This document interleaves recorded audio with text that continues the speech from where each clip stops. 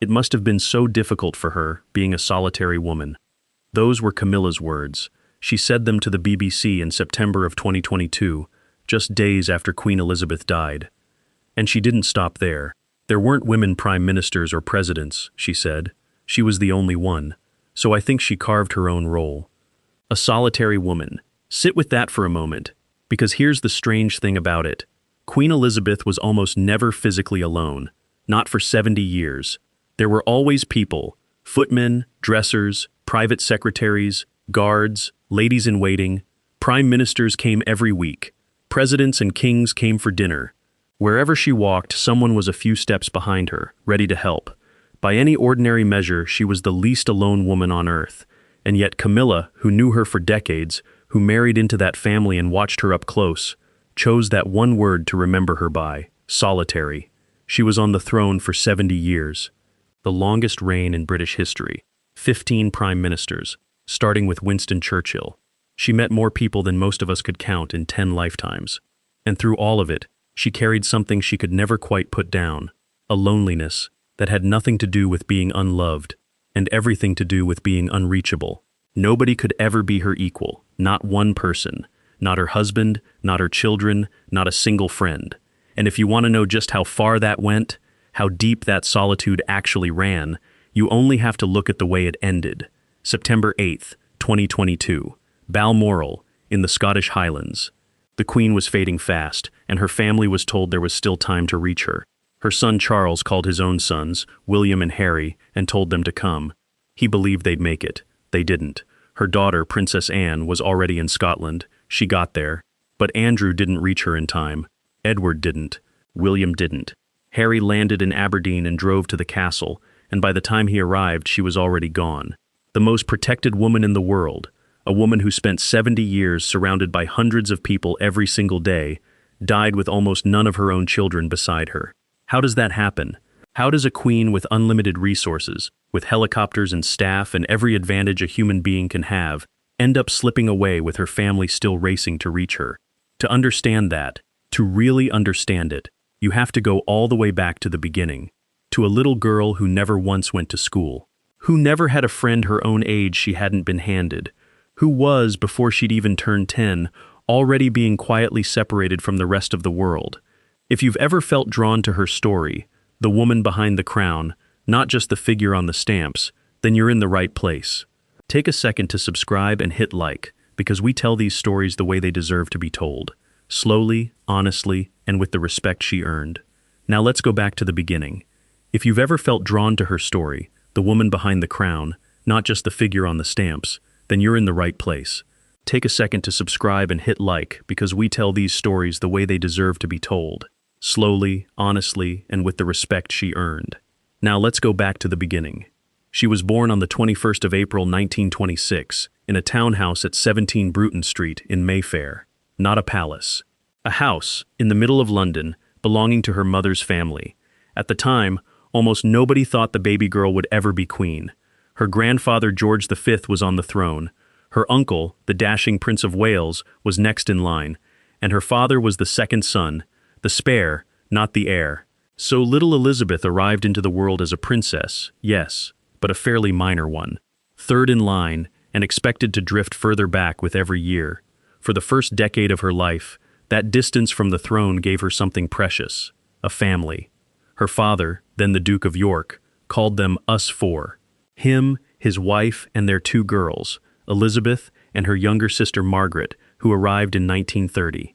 And by every account, it was a warm little unit, genuine affection, pillow fights, a game the girls loved called kick-a-tin, summers up at Balmoral and picnics on the Scottish moors, riding lessons, a miniature cottage the people of Wales had given young Elizabeth, fully kitted out, where she and Margaret played at keeping house. It was, on the surface, a happy childhood, and in the ways that mattered most to a small child, it truly was. But underneath the warmth, something was already shaping her that she'd carry for the rest of her life. Because as loving as us four was, it was also, quietly, a world with walls around it. Elizabeth never went to school, not for a single day. Not once in her entire life did she sit in a classroom with other children. She was taught entirely at home, first by her mother, who handled her reading and writing until she was about 7. Then by a governess, a young Scottish woman named Marion Crawford, who the girls nicknamed Crawfie. The lessons were exactly what you'd expect for an upper-class girl of that era. English, French, history, a bit of arithmetic she was said to dislike. Later, as it became clear she might one day rule, she was given private lessons in constitutional history by Henry Martin, the vice provost of Eton. She grew fluent in French. She learned about kings and parliaments and the machinery of the country she'd one day lead. But look at what's missing from that picture. No classmates, no playground, no other children pushing back, teasing, competing, forming and breaking friendships the way kids do. None of the ordinary friction of growing up alongside your equals, because she didn't have any equals to grow up alongside. Think about who was actually closest to her in those years. There was Crawfie, the governess. There was Clara Knight, the nanny the girls called Alla. There was Margaret MacDonald, her dresser and lifelong companion, known as Bobo, who'd stay in Elizabeth's service for decades. These were the people who tucked her in, who knew her moods, who were there every single day, and every one of them was on the payroll. The people closest to Princess Elizabeth, in the most formative years of her life, were her family's employees. Kind, devoted, loving even, but employees. There's a reason we know all this in such detail, by the way. In 1950, Crawfie did something no royal servant had ever done. She wrote a book about it, The Little Princesses, spilling the details of life inside the royal nursery. The family was horrified. They cut her off completely. Her name became a kind of code word inside the household for betrayal. But the book survived, and it left us with one of the clearest pictures we have of what Elizabeth's childhood was actually like from the inside. Now, the family did try to give her something like a normal social life. They set up a girl guide troupe, right there, inside Buckingham Palace. Other girls were brought in so the princesses could have companions their own age. On paper, it sounds lovely. In practice, it tells you everything. Even her friendships had to be organized, arranged, supervised. Held on royal grounds, with the right children under the right eyes. A childhood friendship, for most of us, is the most natural thing in the world. You meet someone, you like them, that's it. For Elizabeth, even that had to be built for her, on purpose, inside a palace. She wasn't neglected, she wasn't unhappy, but she was, from the very start, set apart, kept slightly separate from the ordinary run of human life. And she was young enough that she probably didn't even notice it was strange, because it was the only life she'd ever known. Then, in 1936, before she'd even turned 10 years old, everything shifted. Her uncle, the charming Prince of Wales, the man who was supposed to be king, walked away from the throne to marry a divorced American woman the country wouldn't accept. In a single stroke, Elizabeth's quiet, protected, second-son childhood was over. Her father was now the king, and she was next in line. The walls that had always been there, faint and easy to miss, suddenly turned solid, and the isolation that came with being heir to the throne of England, that particular, lifelong solitude, settled over her before she was even 10. It would never fully lift again. But there was one person, coming just a few years later, who'd feel less like a wall and more like a door. And she'd only be 13 when she met him. She was 13 years old, and it was July of 1939 when she first laid eyes on him. The place was the Royal Naval College at Dartmouth. Elizabeth had gone down with her parents and her sister on an official visit, and one of the cadets was given the job of keeping the two young princesses entertained. His name was Philip, Prince Philip of Greece and Denmark. He was 18, tall, blonde, brimming with confidence, and completely unbothered by the royal fuss around him. And here's what makes it interesting. On paper, Philip was a prince. In reality, he'd had one of the loneliest childhoods imaginable, even lonelier in some ways than hers. His family had been thrown out of Greece when he was just a baby, carried into exile in a fruit crate, the story goes. His parents' marriage fell apart. His mother suffered a serious breakdown and spent time in an institution. His 4 older sisters all married German noblemen, which, with a world war coming, would become a deeply awkward fact. Philip grew up shuttled between relatives and boarding schools, with no real home to call his own and no settled family around him. So picture these 2 teenagers at Dartmouth. One, a sheltered princess who'd never been allowed an ordinary friendship. The other, a rootless prince who'd never really had a home. 2 lonely young people, in their own separate ways. And something clicked. Elizabeth was, by every account, reserved and shy, but the biographer Sally Bedell Smith put it plainly. She was immediately smitten. She watched Philip show off, leaping over tennis nets, tearing around with that restless energy of his, and that was it. She fell, and according to those who knew her, she never once looked at another man for the rest of her life. 13 years old, and her heart was decided. What came next wasn't a normal courtship. It couldn't be.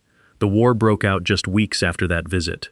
Philip went off to serve in the Royal Navy, seeing real combat, gone for long stretches. Elizabeth spent most of the war years shut away at Windsor Castle, safe from the bombing that was tearing London apart. So their romance grew up the slow way, through letters. Words on paper, carried back and forth across a world at war. They fell in love at a distance, over years, mostly in ink, not in person, not in the ordinary way two young people usually do. By the summer of 1946, Philip was invited up to Balmoral, and by then anyone paying attention could see it. She was in love. He proposed that August, and she said yes. But even this, the one great private choice of her life, the one thing that was truly, entirely hers, even this couldn't just be hers. Her father asked them to keep the engagement secret, so they did, for nearly a year, hiding it from the public until after Elizabeth's 21st birthday the following spring. And when it finally came time to marry, the king had to give his formal consent through the Privy Council, under the old Royal Marriages Act, the approval of the government, the blessing of the crown, the right timing for the public. The love was real. Nobody's ever doubted that. But even her love story came wrapped in other people's rules, the delay, the secrecy, the permissions, the careful management of when the world was allowed to know. She'd chosen Philip completely on her own. And still, she wasn't quite allowed to have him on her own terms. They finally married in 1947. And for the next 5 years, Elizabeth got something she'd never really had before, and would never have again, something close to an ordinary life. Then her father died, and when he did, that ordinary life ended right along with him. The wedding was on the 20th of November 1947 at Westminster Abbey, and it landed in a country that badly needed something to celebrate. Britain was worn out. The war had been over for 2 years, but the hardship hadn't gone anywhere. Rationing was still in force, cities were still scarred, everything felt gray and thin. And then, into all that grayness, came a royal wedding. A golden coach, crowds in the streets. Lady Pamela Hicks, who was there as a bridesmaid, remembered it perfectly. There had been grayness and austerity, and then to have this golden coach and crowds made it exciting. Even Elizabeth's dress carried the mark of those lean years. It was a Norman Hartnell gown, ivory silk, embroidered with pearls and crystal, a 15-foot train, but she'd had to save up ration coupons to help pay for the material, just like any other bride in post-war Britain, a future queen, collecting coupons for her wedding dress.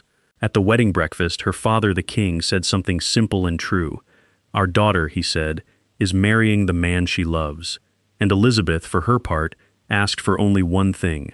"I ask nothing more," she said, "than that Philip and I should be as happy as my father and mother have been." On her honeymoon, she wrote home to her parents that she and Philip already behave as though we had belonged to each other for years. And then came the part almost nobody expected, a stretch of genuine, ordinary happiness.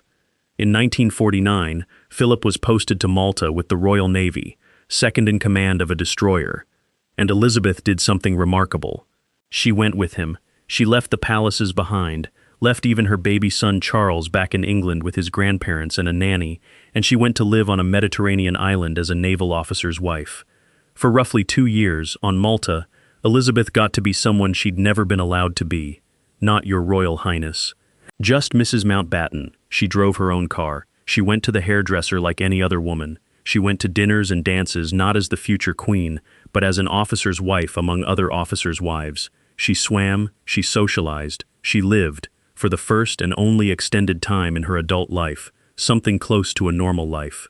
Almost every biographer who studied her lands on the same conclusion about those Malta years. They were the freest, happiest days she ever had. And it's not hard to see why. For that brief window, the loneliness we've been talking about, that structural, built-in isolation of her position, genuinely lifted. Not because the crown had changed, but because, for those 2 golden years, she hadn't inherited it yet. She was still a princess, not the sovereign. And that gap, that little bit of distance from the throne, was the only thing that had ever let her breathe like an ordinary person. But it couldn't last, and deep down she must have known it. because back in England her father was fading fast. King George VI, the reluctant king who'd carried the country through the war, was gravely ill. By 1951, Philip stepped away from his naval career so the couple could take on more royal duties at home. The Malta life was packed up. The ordinary years were over. And then, on a February night in 1952, 4,000 miles from London, high up in a tree in the middle of a Kenyan forest, the last piece of her ordinary life ended completely. The strangest part? For several hours, she didn't even know it had happened. It's one of the strangest stories in the whole history of the monarchy. The exact moment Elizabeth became queen, she was up a tree in Africa, watching wild animals in the dark, and she had no idea it had happened. Let me set the scene. It's February of 1952. Elizabeth and Philip are on a Commonwealth tour, standing in for her father, who's too ill to travel. Their first stop is Kenya, then still a British colony, and on the night of February the 5th, they go to stay somewhere genuinely one of a kind, a place called Treetops. Treetops was exactly what it sounds like, a small lodge built up in the branches of an enormous fig tree, deep in the Aberdare forest. You climbed a ladder to reach it, and from up there, on a viewing platform above a watering hole, guests could watch the wildlife gather below in total safety. That night, Elizabeth stood up in the branches with a cine camera and filmed elephants and rhinoceros moving through the dark to drink. By her own account, it was one of the most thrilling nights of her life. She climbed a lookout point near the very top of the tree to watch the dawn come up over the forest. There was a British hunter and naturalist staying there too, a man named Jim Corbett, and afterward he wrote a line in the Treetops visitor's logbook that became famous. For the first time in the history of the world, he wrote, a young girl climbed into a tree one day, a princess, and, after having what she described as her most thrilling experience, she climbed down from the tree next day a queen. Because in those same early hours, thousands of miles away, at Sandringham in Norfolk, her father died in his sleep. King George VI was 56 years old, his lungs, worn down by years of heavy smoking and the strain of a war he'd never wanted to lead, finally gave out. A valet found him. It was quiet, it was sudden, and it changed his daughter's entire life in an instant she slept right through. Here's the part that's hard to picture in our world of instant everything. The news couldn't reach her. Treetops was so remote that word of the king's death took hours to make its way to the royal party. Coded messages were sent to the British authorities in Kenya, but the key to decode them was somewhere else entirely. So for a while, the ciphers couldn't even be read. The most important piece of news on the planet, that Britain had a new sovereign, sat locked in code while the new sovereign herself fished for trout and ate lunch, still thinking she was a princess. Her lady-in-waiting, Lady Pamela Hicks, put it about as simply as it can be put. She goes up as a princess, she said. The king dies that night. She comes down the ladder as a queen, end quote. By the time the news finally worked its way through, reaching a senior courtier, then her private secretary Martin Charteris, then Philip's aide, Elizabeth had already left Treetops and gone back to Sagana Lodge, a farm about 20 miles away that the people of Kenya had given her as a wedding present. And it was Philip who told her, not a courtier, not an official, her husband. He took her out into the garden, away from everyone, and broke the news to her himself. Nobody recorded exactly what he said, but we do know how she took it. Charteris, her private secretary, saw her a short time later, already seated at a desk, dealing with what had to be dealt with. He described her as very composed, absolute master of her fate. 25 years old. She'd just lost her father and inherited an empire in the same breath, in a farmhouse in the middle of Kenya, and she was already sitting down to do the work. There's something in that image that tells you everything about the 70 years to come. No collapse, no falling apart in front of the staff, grief and duty arriving in the same moment, and duty stepping forward first. She flew home the next day, and she came back to a country that had already gone into mourning without her. Flags at half-mast, theaters closed, sports fixtures canceled, crowds standing outside the newspaper offices reading the announcement of her father's death, a nation grieving a king, and waiting all at once to meet its new queen. The day after she landed, she had to stand in front of the Accession Council at St. James's Palace, the formal body that proclaims a new monarch, and speak. 25 years old, freshly grieving, and expected to address the most senior figures in the land as their sovereign. What she said was short, and you can hear the strain underneath it. By the sudden death of my dear father, she told them, I am called to assume the duties and responsibilities of sovereignty. My heart is too full for me to say more to you today than I shall always work, as my father did throughout his reign, to advance the happiness and prosperity of my peoples. My heart is too full for me to say more. That's about as close as she'd ever come, in public, to admitting how much it hurt. And in that moment, something shifted that would never shift back. She was the queen now. And from that day forward, for the next 70 years, there wouldn't be a single person left in her life who could stand beside her as an equal. Not Philip, not her children, not one friend she'd ever make. Because the job she'd just inherited didn't come with equals, it came with subjects. To understand what that actually meant, day to day, year after year, you have to look at the mechanics of the job. Because the loneliness we keep coming back to wasn't just a feeling, it was built right into the rules. Start with the biggest one. The moment Elizabeth became queen, she lost the right to an opinion. A British monarch has to stay completely neutral. No politics. No favoring one party over another. No voting. She never once cast a vote in her life. No saying in public what she actually thought about anything that mattered. For 70 years, on every major issue that gripped the country, the woman at the very center of it all had to keep her views locked away where no one could see them. That famous phrase about her role, that she could encourage and warn her prime ministers but never command, never take sides, sounds dignified. It's also a kind of gag order that lasted a lifetime, and it went deeper than politics. Every single conversation she had, for the rest of her life, was shaped by the fact that the other person knew exactly who they were talking to. They weren't chatting with a woman named Elizabeth. They were in the presence of the crown. People froze up, people performed, people said what they thought she wanted to hear. Even the ones who loved her couldn't fully forget what she was. That's a very particular kind of alone, being in a room full of people who can never quite relax around you. Then there was the work itself, the red boxes. Nearly every day of her 70-year reign, a red leather box arrived for her, lead-lined, locked, filled with state papers, government documents, cabinet minutes, telegrams, briefings, laws waiting to be approved, and she read them, all of them, alone, at her desk, initialing and signing, keeping herself informed on the running of the country. This wasn't a ceremonial prop. Theresa May, one of her later prime ministers, described it plainly.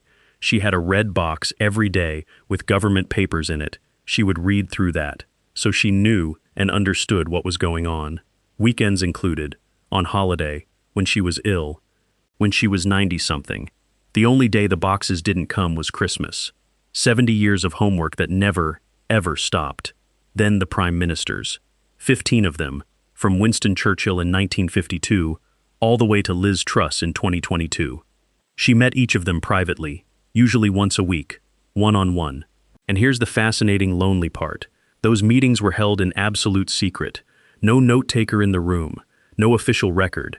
Whatever was said stayed between two people, and one of them was constitutionally forbidden from ever repeating it. Prime ministers came to trust her deeply, to lean on her decades of experience. But every one of those relationships was temporary. They'd hold office for a few years and then they were gone, replaced by the next one. Professionally intimate, personally impossible. She couldn't befriend them the way you'd befriend anyone else, because the confidence between them was a wall as much as a bond. Even the crown itself worked against her. The imperial state crown weighs close to 22 pounds. She wore it to open parliament, and she once described, with that dry humor of hers, what it was actually like. "You can't look down to read the speech," she said. "You have to take the speech up. Because if you did, your neck would break. It would fall off." She said it half joking. But think about what it means. Even the way she held her own head, in those moments, was dictated by the weight of the thing she'd been crowned with. She couldn't even look down. That was the shape of it. A life bent, in 1,000 small ways, around the demands of the crown. But it wasn't only her own life that had to bend.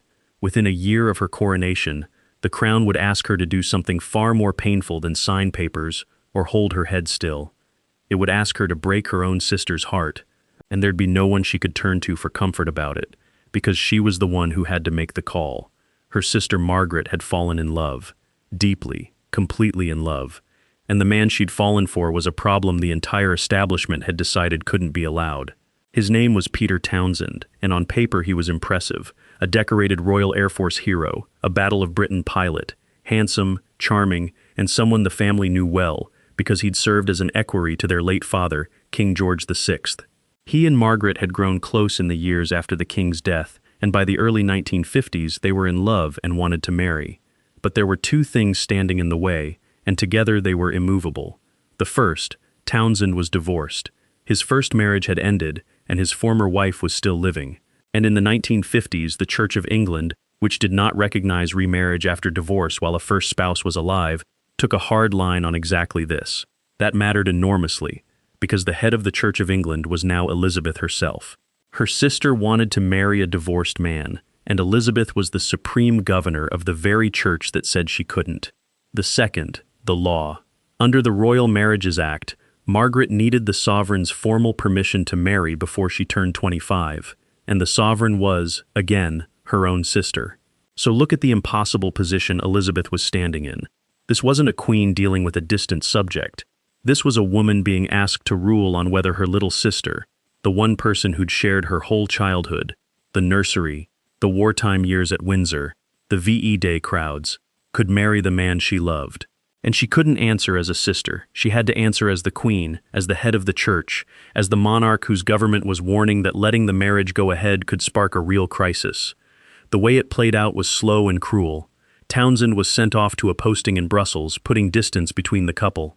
2 years crawled by, and when Margaret finally turned 25, technically free of the law that required her sister's consent, the trap simply changed shape. Now the government made clear that if she married Townsend, she'd lose her royal income, her status, her place in the family, love on one side, everything she'd ever known on the other. On the 31st of October 1955, Margaret gave up. She released a public statement ending it. "I have decided not to marry Group Captain Peter Townsend," she said, and then came the line that spelled out what had really beaten her. Mindful of the Church's teaching that Christian marriage is indissoluble. Mindful of the Church's teaching, the Church, her own sister, governed. We tend to remember this as Margaret's tragedy, and it was. But sit for a moment with where it left Elizabeth. She was the one who had to hold the line.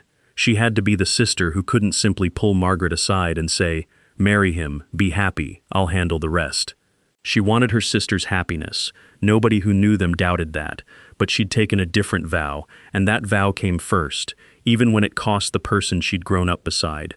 And she was still so young, she couldn't have known, standing there in the mid-1950s, that this was only the first time. That across the next 60 years, the Crown would ask her again and again to choose the institution over the people she loved, and that she'd say yes to duty almost every single time. But even as she was managing her sister's heartbreak out in the open, where the whole world could watch, something quieter was going wrong much closer to home. A decision was being made about her own son, about the one relationship where a mother might have had some real, unguarded closeness, and that closeness was about to be handed to someone else. She'd waited a long time to be a mother. Charles was born in November of 1948, when Elizabeth was still a princess, still living something close to that ordinary Malta-era life. Anne followed in August of 1950, 2 small children, born into the last few years before the crown came down, and changed everything. And then, in 1952, their mother became queen. And what that did to her ability to actually be their mother is one of the quieter tragedies of her whole story. Being the sovereign isn't a job you can clock out of. It came with duties that pulled her away from her children for stretches that would be almost unthinkable to a modern parent. The clearest example came right at the start of her reign. In late 1953, barely a year after her father died, Elizabeth set off on a Commonwealth tour, a marathon of a trip, meant to introduce the new young queen to the countries that looked to her as head of state. It lasted nearly 6 months. 6 months. Charles was 5, Anne was 3, and their mother was gone, on the other side of the world, for half a year. Now, plenty of parents in that era spent time apart from their children. Boarding schools, long postings, the whole aristocratic tradition of raising kids at arm's length. This wasn't unusual for her class. But there's something particularly stark about it here, because of what came before. Remember, this was a woman who, on Malta, had gladly played the ordinary wife, but had still left baby Charles behind in England to do it. The pattern was already there before the crown. The crown just made it permanent and unavoidable. Duty called, and the children stayed home. There was another decision, made early on, that shaped things even more. Elizabeth largely handed the raising of the children, especially the direction of their upbringing and education, to Philip. And Philip had firm ideas. He'd been a lonely, rootless boy himself, and he'd found something solid at a tough, Spartan Scottish boarding school called Gordonstoun. It had made him who he was. So that's where he sent Charles. The problem was that Charles wasn't Philip. Where Philip had thrived on the cold showers and the rugby and the relentless toughness, Charles, sensitive, gentle, a very different kind of boy, was miserable there. By his own accounts later in life, Gordonstoun was one of the unhappiest chapters of his childhood. He felt out of place, picked on, alone, and his mother, who might have stepped in, largely didn't. The decision had been made. Philip led on the boys, and Elizabeth deferred. Why? This is where it circles back to everything we've already seen about how she was raised. Think about the childhood we walked through earlier, the one with staff instead of friends, with affection that was real but always a little managed, always held at a certain remove. Elizabeth was raised to believe, right down in her bones, that duty comes first, and that feelings are something you keep tidy and private. That's the model she absorbed as a little girl. And you can't really give your own children a kind of warmth you were never fully given yourself. She loved her children. Nobody serious doubts that. But the easy, hands-on, demonstrative closeness that some parents have, that wasn't the language she'd been taught to speak, and the job made even that harder. A queen doesn't get unstructured afternoons. She doesn't get lazy weekends. Her time was carved up into engagements and audiences and those endless red boxes. The privacy a family needs to build real intimacy, the boring, ordinary hours where closeness actually grows, she simply didn't have much of it to give. She was structurally short on the two things children need most from a parent: time and undivided attention. None of this makes her cruel. It makes her a woman doing an impossible job, shaped by an upbringing that had trained her to put the role ahead of herself, and passing a version of that same distance down to the next generation, probably without ever quite meaning to. The bill for all of it would come due decades later, because those four children, Charles, Anne, Andrew, and Edward, would grow up, and they'd marry, and in a single unbearable year, 3 of those 4 marriages would fall apart in front of the entire world. And when it happened, Elizabeth would do something she'd never done in 40 years on the throne. She'd stand up in public and admit, out loud, that the strain had finally cracked through. The year was 1992, and she gave it a name that stuck: her annus horribilis, her horrible year. It came at her from every direction at once. In March, the palace announced that her son Andrew and his wife Sarah Ferguson were separating, and the statement itself was unusual. It went out of its way to mention the Queen's own unhappiness about the timing, a rare crack of personal feeling in an official royal document. Then April, her only daughter, Princess Anne, divorced her husband, Mark Phillips. 2 of her 4 children's marriages, gone in the space of 2 months. Then June, and this one was different in kind. A book landed, Diana, Her True Story, by the journalist Andrew Morton. And it blew the doors off the marriage of Charles and Diana. It laid out Diana's despair, her struggle with bulimia, the coldness she felt inside the family, the presence of another woman in the marriage. At the time, Diana publicly denied having anything to do with it. It was only after her death that the truth came out. Diana herself had been Morton's secret source. She'd told her own story, through him, on purpose, and the whole country read it. The summer brought the tapes. First Squidgygate, an intimate, recorded phone call between Diana and a male friend, leaked to the press. Then Camillagate, an even more excruciating recording of a private conversation between Charles and Camilla Parker Bowles. Both of them splashed across the papers. The private agony of the Queen's family turned into public entertainment, transcript by transcript. And then, as if the year hadn't done enough, it came for the buildings too. On the 20th of November, a fire broke out at Windsor Castle, one of her homes, a place woven right through her family's history. It burned for hours. It gutted whole sections of the castle, and when the question came up of who'd pay for the repairs, the public turned. Why, people asked, should ordinary taxpayers foot the bill for a royal castle in a year when the royals had given them nothing but scandal? The mood had shifted, and she could feel it. 4 days after the fire, on the 24th of November, Elizabeth had to give a speech. It was meant to mark 40 years on the throne, a celebration. Instead, standing at the Guildhall in London, her voice rough and cracking from a bad cold, she said the words that would define the whole year. 1992, she said, is not a year on which I shall look back with undiluted pleasure. In the words of one of my more sympathetic correspondents, it has turned out to be an annus horribilis. For a woman who'd spent 4 decades never letting the strain show, never complaining, never cracking, never once letting the public see what any of it cost her, this was extraordinary. The New York Times called it about the only public utterance that ever betrayed any inner turmoil. One sentence. But from her, one sentence like that was a flood, and the year still wasn't done. On the 9th of December, just 2 weeks after that speech, Buckingham Palace announced that Charles and Diana were formally separating. The heir to the throne and the most famous woman in the world, splitting apart, to close out the worst 12 months of her reign. She'd been forced, finally, to admit the mask had slipped. But she'd steady herself, she always did. What she couldn't know was that 1992 wasn't the bottom. 5 years further on, a car would crash in a tunnel in Paris, and for the first time in her entire life, the country she'd served without complaint would turn its back on her. It happened in the early hours of the 31st of August, 1997. Diana, Princess of Wales, was killed in a car crash in a Paris underpass. She was 36 years old, and the world came apart at the seams. Diana was by that point probably the most famous woman on the planet, beloved in a way the older royals never quite were. Warm, glamorous, openly emotional, a mother who hugged her children in public and cried real tears where cameras could see. And now she was gone, suddenly, violently, and the grief that poured out of Britain was unlike anything the country had seen. Oceans of flowers piled up outside the palace gates, people wept in the streets, the whole nation was raw. And where was the Queen?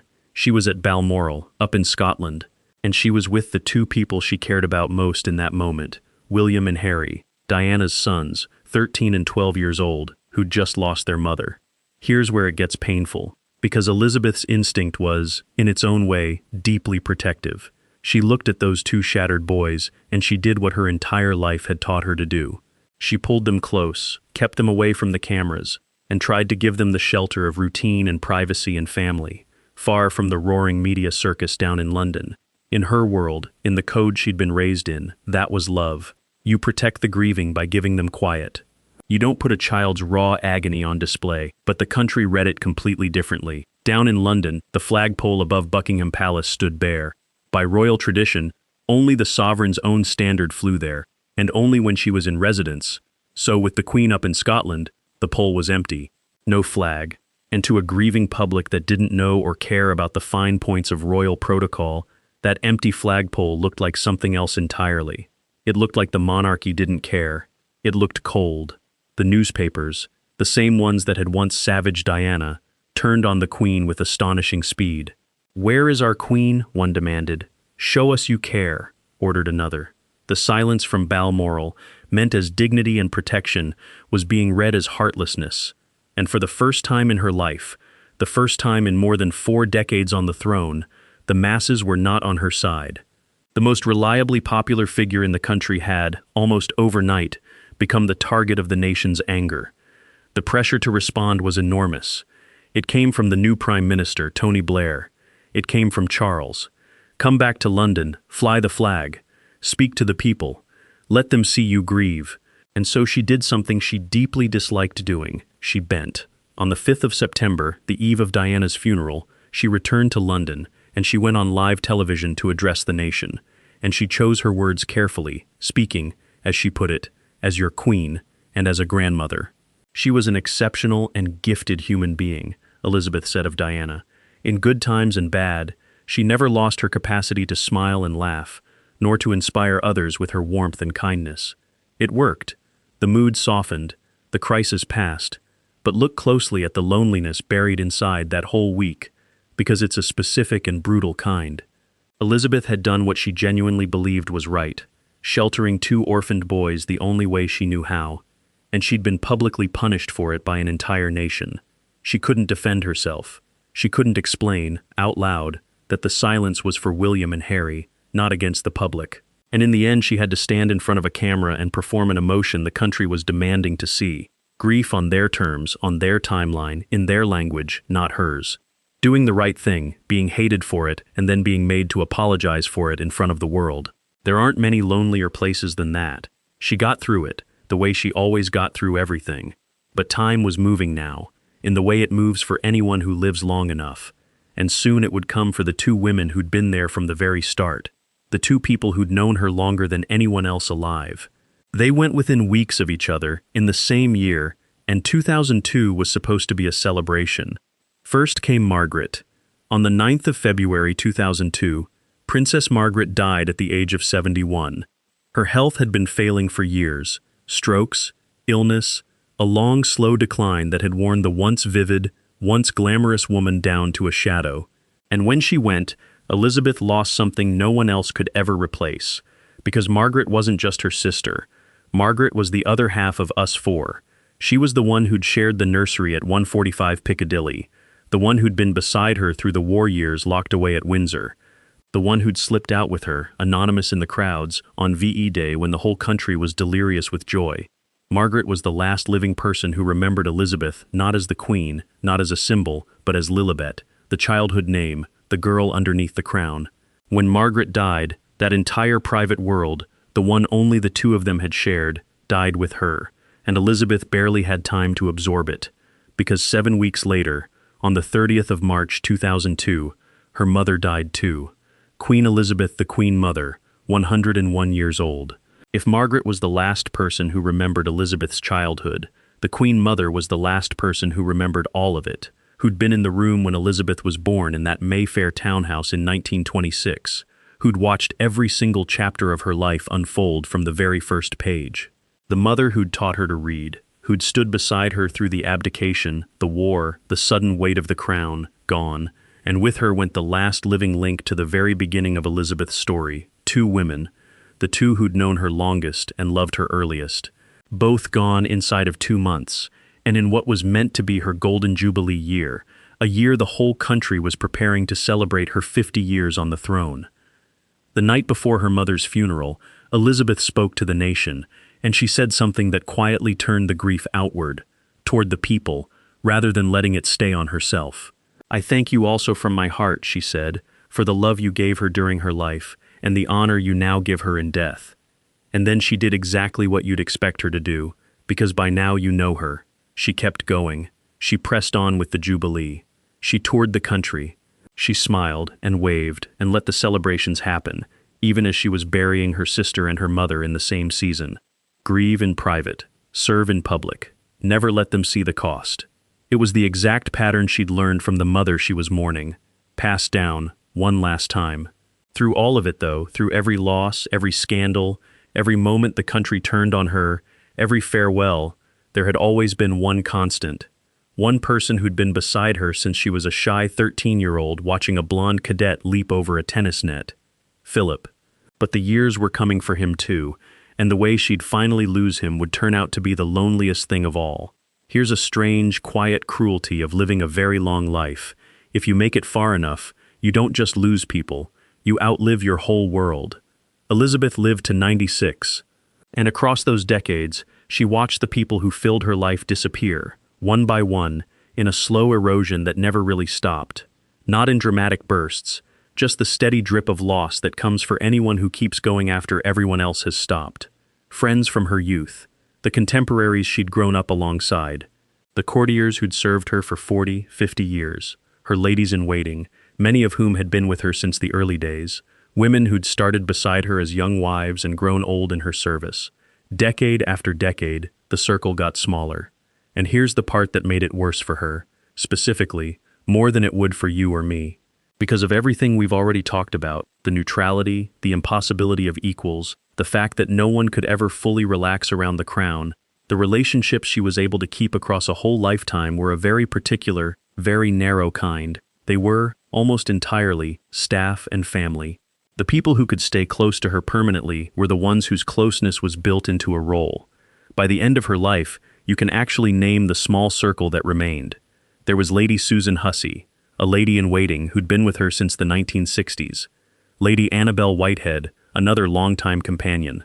Mabel Anderson, who'd once been nanny to her own children. Angela Kelly, her dresser and one of her genuinely trusted confidants. Paul Wybrew, her footman of decades. Sources close to the palace called this little group her bubble, the handful of people she could truly be herself around, could laugh with, could let her guard down with.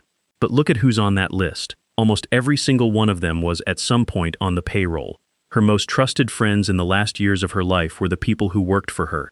That's not a criticism of them. By every account, they loved her, and she trusted them completely, and those relationships were real and warm. It's just the shape of the thing. Even at the very end, the people closest to her were the people whose closeness had started as a job. The exact same pattern we saw all the way back in the nursery, Alla, Bobo, Croffy, was still the pattern 70 years later. The staff were the friends were the staff. It had come full circle. And then there's the deepest loneliness of a long life, the one nobody warns you about. The longer she lived, the fewer people were left who remembered her as anything other than the Queen. Think about what that actually means. When you're young, the people around you know you as a person first. They knew you before you were whatever you became. But Elizabeth had been the most famous woman in the world since 1952, and as the years rolled on, the ones who'd known her before all that, before the crown, before the title, before she became a symbol on a stamp and a coin in the front of every newspaper, those people kept dying off. Her sister, who remembered her as Lilibet, her mother, who remembered her being born, her cousins, her childhood companions, the friends of her youth, gone, one after another. By the time she reached her 90s, almost no one was left alive who remembered the young woman rather than the institution. The people who could still picture the shy girl at Dartmouth, the naval wife on Malta, the 25-year-old sitting stunned at that desk in Kenya, there were barely any of them left. She had become, more and more, the last person alive who remembered her own beginning. The only one left who knew where the whole story had started. That's a specific kind of alone that only the very old and the very long-reigning ever really know. To be surrounded by people who love you, and to realize that not one of them can remember you as anyone but the Queen. And then, right at the end, when her world had already been worn down to that small, trusted bubble, a pandemic came and stripped away even that. It sealed her into 4 rooms with a skeleton staff, and the one person who'd been there since the very beginning. Neither of them knew, yet, that these were his final months. The year was 2020, and the world shut down. COVID-19 swept across Britain, and the palace had to make hard, fast decisions about how to protect a 94-year-old monarch. So Elizabeth left Buckingham Palace and moved to Windsor Castle, into lockdown, like everyone else, except her version of lockdown was unlike anyone else's. Here's a detail that catches people off guard. By that point, Elizabeth and Philip had, for years, been living largely apart. Not estranged exactly, just separate. After Philip retired from public duties in 2017, he'd gone to live mostly on his own at Wood Farm, a modest house on the Sandringham estate, where he read, painted, drove his carriages, and enjoyed a quieter life away from the ceremony. The Queen would go up by train now and then to spend a weekend. His biographer Hugo Vickers put it bluntly. In a sense, they had separated. Not in anger, just 2 people, married for a lifetime, giving each other room to breathe in their old age. But when the pandemic hit, Elizabeth summoned him back. And the 2 of them, after all those years of living at a distance, were suddenly together again, sealed into the same small space. And it really was small. The most powerful symbolic figure in Britain, the woman with palaces and castles at her disposal, spent the lockdown living in just 4 rooms of Windsor Castle. She and Philip were cared for by a stripped-down staff of just 22 people, a skeleton crew, all of whom stayed on site, away from their own families, to keep the royal couple safe. There were no ladies-in-waiting in attendance. No one was allowed into the upper ward of the castle at all. The master of the household gave the whole operation a wry, affectionate nickname that captured the spirit of it perfectly, HMS Bubble, as if they were all crew on a ship, cut off from the world, riding out the storm together. They lived like that through the whole of that strange year. They even skipped Christmas at Sandringham for the first time in decades, breaking one of the most cherished traditions of her entire reign, staying put at Windsor rather than gathering the family, because gathering the family was exactly what you couldn't safely do. And there's something quietly moving in how it all landed. After decades of a marriage often lived at a polite distance, him at Wood Farm, her at the palace, weekends here and there, the 2 of them ended up alone together at the very end. Just the 2 of them, in 4 rooms in a lockdown castle, in the last stretch of a life they'd shared since she was 13 years old. Whatever distance the years had put between them, the pandemic erased it. They were back to being, simply, a very old couple, keeping each other company. Vickers records one last flash of the man Philip had always been. The night before he died, the 99-year-old prince, frail, on a walking frame, meant to be resting, gave his nurses the slip. He shuffled off down the corridor on his Zimmer frame, helped himself to a beer, and sat and drank it in a room called the Oak Room. One final act of stubborn, mischievous independence from the boy who'd once vaulted tennis nets to impress a shy princess. The same spark, 82 years later, right to the very last night. He died on the 9th of April 2021, just weeks short of his 100th birthday, and the image of Elizabeth at his funeral, one small figure, dressed in black, sitting entirely alone, would become the single defining picture of exactly what her 70 years on the throne had really cost her. The morning of the 8th of September 2022 started like any ordinary day at Balmoral. By the time it ended, the second Elizabethan age was over. The Queen had been at Balmoral all summer, her favorite place on earth, the Scottish estate where she'd spent her happiest holidays since childhood. Just 2 days earlier, she'd carried out one final duty there. But on the morning of the 8th, something changed fast. Word went out from her doctors, her health was declining, and it was declining rapidly, and the machinery that had protected her for 70 years swung into motion to try to get her family to her side in time. Charles was the closest. He'd been at Dumfries House in Ayrshire, and a helicopter carried him to Balmoral, where he arrived before 10:30 in the morning. Camilla was driven over separately from nearby Birkhall. Princess Anne was already in Scotland, already there, at the estate, on royal engagements. So her eldest son and her only daughter were with her, or nearly with her, through those early hours. At 12:30, the palace released a statement, and the moment it went out, the whole country knew something was gravely wrong. Following further evaluation this morning, it read, "The Queen's doctors are concerned for Her Majesty's health and have recommended she remain under medical supervision. The Queen remains comfortable and at Balmoral." The palace almost never said anything about her health. For them to say that much, in public, meant it was serious. In the House of Commons, notes were passed. The Prime Minister left the chamber. The nation held its breath. Behind the scenes, the family was scrambling to get there. Charles had phoned his own sons, William and Harry, and urged them to come to Scotland, believing, as everyone did, that there was still time. He was wrong, there wasn't. And this is where the distances that had defined her entire life closed in one final time. Her family was scattered, across the country, across the world. William gathered several of the others and drove them up together. Andrew, Edward, and William's route brought them by car. Harry was down in London and had to fly, landing in Aberdeen and racing to the castle by road. She died before most of them reached her. Only Anne, her daughter, was truly at her side at the very end. Charles and Camilla had been with her that morning, but by the time she actually slipped away, they'd left the immediate room and were told the news by phone on their way back. Andrew, Edward, William, Harry, every one of them was still in transit when it happened. Harry's plane didn't even touch down until after she was already gone. Sit with that for a moment, because it's the exact thing this whole story has been building toward. The most protected woman in the world. A woman who, for 70 years, was never physically alone, surrounded every hour by staff, guards, family, the entire apparatus of a monarchy built to attend to her every need. And at the one moment when being surrounded by the people who loved her mattered most, nearly all of them were still on the road, still in the air, still racing toward a castle they wouldn't reach in time. Her private secretary, Sir Edward Young, was among those with her when she died. He left a short note about it, one that would later be placed in the royal archives. "Very peaceful," he wrote. "In her sleep, slipped away. Old age. She wouldn't have been aware of anything. No pain. Very peaceful. In her sleep, slipped away. It's a gentle death, and there's real mercy in that. No suffering, no fear, no drawn-out agony." But read it again and notice what it also describes. A quiet, solitary ending. A woman slipping away, gently, in a bedroom in the Scottish hills, with her 70 years of service behind her, and most of her children still trying to reach her. At 6:30 that evening, the palace made it official. The Queen died peacefully at Balmoral this afternoon. She was gone. 70 years on the throne, the longest reign in British history, ended in a bedroom in the Highlands, in the place she'd loved most, in the quiet way she'd have wanted. And with her death, the question this whole story has been circling finally comes fully into view. How does it happen?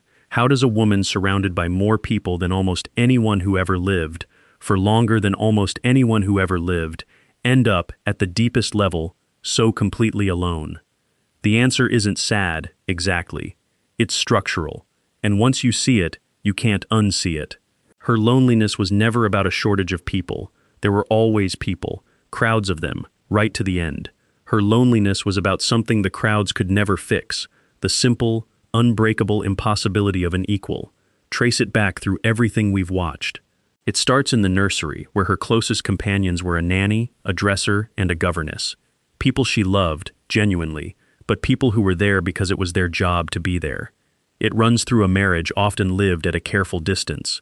A husband, who was her one true partner, but who still had to walk 2 steps behind her in public. Who still, constitutionally, could never be her equal. It runs through a job that stripped her of the most ordinary human things, the right to an opinion, the freedom to say what she actually thought, the ability to ever be sure that a warm smile across a room was meant for her and not for the crown on her head. It runs through those weekly meetings with 15 prime ministers, each one bound by a confidence so total she couldn't repeat a word of it, relationships that were intimate and temporary and, in the end, impossible to turn into real friendship. And it runs through every time duty asked her to put the institution ahead of the people she loved. Her sister's heart when Margaret wanted Townsend. Her children's closeness when the touring years and the crown pulled her away. Her own grief, again and again, folded up and carried privately while she smiled and waved and served. Every one of those was a small act of choosing the role over the woman, and they added up, across 70 years, into a life of profound structural solitude. Camilla's words from the very start of this, a solitary woman, you can feel the full weight of them now. That wasn't a throwaway line. That was someone who'd watched her up close naming the single truest thing about her. But here's the distinction that matters, and it's the whole point. Elizabeth was not a tragic figure who reached out for connection and failed to find it. She wasn't a lonely woman in the way we usually mean it, someone left behind, someone nobody wanted, someone who couldn't make it work. It was the opposite. She was a woman who gave up ordinary connection, on purpose, over and over, across a lifetime, because she believed with total conviction that the job demanded it. She chose the solitude. Every single day she chose it again, and she never once, not in a single speech, not in a single interview, not in 70 years of public life, asked anyone to feel sorry for her about it. She never complained. She never cast herself as a victim of the crown. She simply carried it, in silence, the way she'd been raised to carry everything. Which leaves us with the last question worth asking. After all of it, all that solitude, all that sacrifice, a whole life given up in pieces to a role she never chose in the first place, was it worth it? She never answered that question in words, but she answered it, unmistakably, in the way she lived every single ordinary, dutiful, solitary day of 70 years. To find that answer, you have to go back to a broadcast she made before she was ever queen. It was 1947. She was 21 years old, on tour in South Africa, and she spoke to the whole Commonwealth on her birthday. And she made a promise, a vow really, in a clear, young voice that had no idea yet what it was signing up for. My whole life, she said, whether it be long or short, shall be devoted to your service. Whether it be long or short. She couldn't have known, at 21, just how long it would turn out to be. 75 years, from that vow to her final breath. And here's the thing about that promise. She kept it. Completely. Not most of it. Not the easy parts. All of it, to the very end, without ever once wavering. That's the key that unlocks the whole story. The loneliness wasn't something that happened to Elizabeth, like bad weather she got caught in. It was the price of a promise she made freely and chose to keep every day for 3/4 of a century. She had her own way of understanding this kind of cost. Late in life, reflecting on grief after burying the people she loved, she said a line that's since become famous. Grief, she said, is the price we pay for love. And you can extend that thought to her entire life without twisting it at all. If grief is the price of love, then solitude was the price of duty.